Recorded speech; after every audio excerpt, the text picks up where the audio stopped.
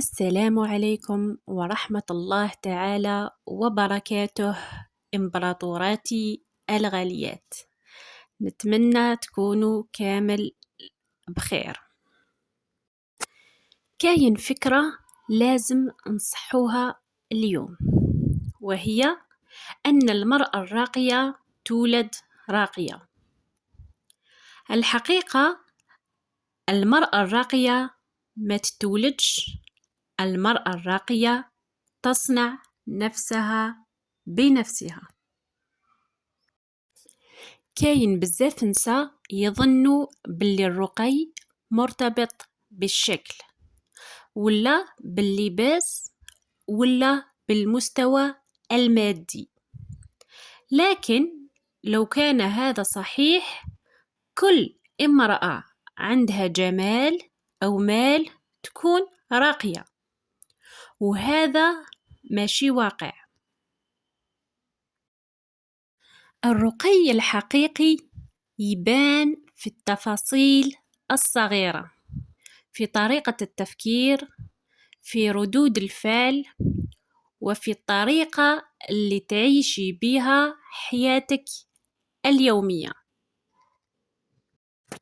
المرأة الراقية ماشي كاملة، بالصح عندها وعي بنفسها، تعرف وقتاش تهدر ووقتاش تسكت، تعرف كيفاش ترد وكيفاش تتحكم في مشاعرها. وهذا الشيء ما يجيش صدفة، هذا يتبنى مع الوقت. كل موقف تعيشيه، كل تجربة، كل خطأ إما يقويك أو يخليك تبقاي في نفس المكان. والفرق هو في وعيك.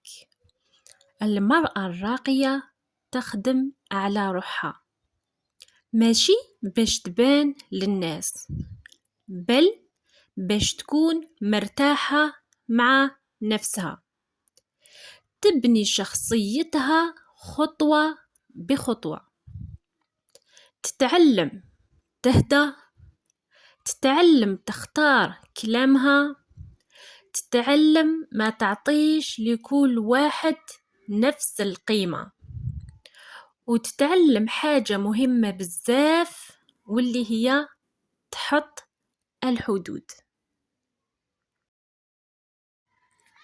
لأن الرقي ما يعنيش تكوني طيبة مع الجميع، الرقي يعني تكوني واضحة مع نفسك أولا.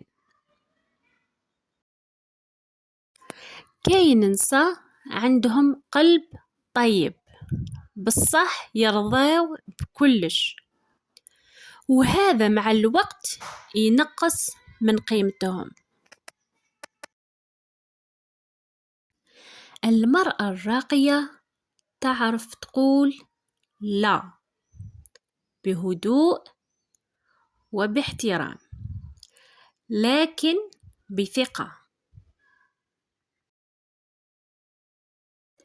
ومن أهم الحوايج اللي تبني الرقي الاهتمام بالنفس، ماشي غير من برا بل من الداخل. راحة نفسية، تنظيم حياة، هدوء.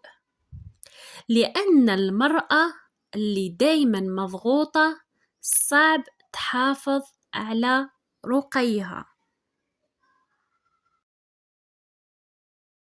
وهنا نرجع لنقطة مهمة، واللي هي الرقي مرتبط بالتوازن.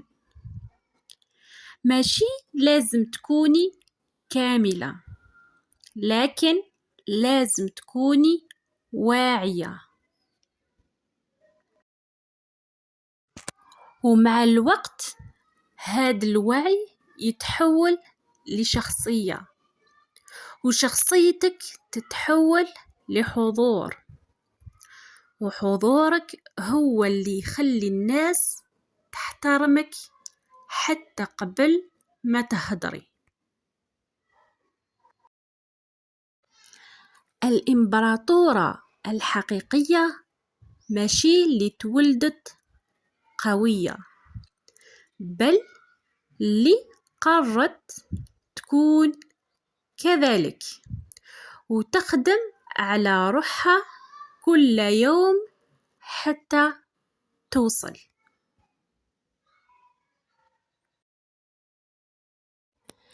إذا حبيتي تكوني امرأة راقية، ابدأي اليوم، ما تستنيش الظروف ولا الناس. ابدأي بنفسك، بأفكارك، بتصرفاتك الصغيرة، ومع الوقت راح تشوفي باللي تغيرتي ووليتي النسخة اللي كنتي حابة توصلي لها. كوني واعية، كوني قوية، كوني الإمبراطورة.